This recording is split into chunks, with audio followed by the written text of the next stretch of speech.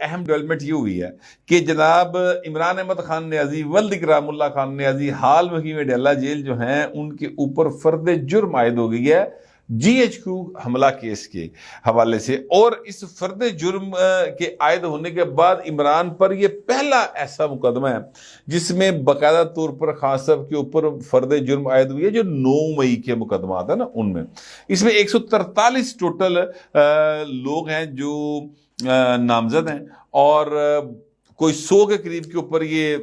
فرد جرم عائد ہوئی ہے، جبکہ باقی 23 لوگ جو ہیں وہ عدالتی مفرور ہیں، کچھ پیش نہیں ہو سکے، تو بل اب یہ فرد جرم عائد ہوئی ہے اور اس کے نتیجے میں کیس کی باقاعدہ اب آگے گل ودے گی۔ 10 تاریخ کو دوبارہ بلا لیا گیا ہے عدالت کی جانب سے، جس میں جو استغاثہ ہے وہ اپنی گواہیاں پیش کرے گا، تے گل ٹر پئی ہے اور چھیتی کسی پاسے لگ جائے گی۔ اچھا، اب اس کے اندر نا جو فرد جرم عائد ہوئی ہے نا، اس میں ایک بہت اہم پوائنٹ ہے، اور وہ کیا ہے؟ وہ یہ ہے کہ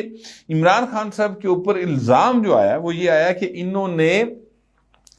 یہ سارا جو حملہ تھا یہ اس کے ماسٹر مائنڈ ہی نہیں تھے، بلکہ یہ کمانڈنگ پوزیشن میں تھے، کیونکہ یہ لیڈر ہیں،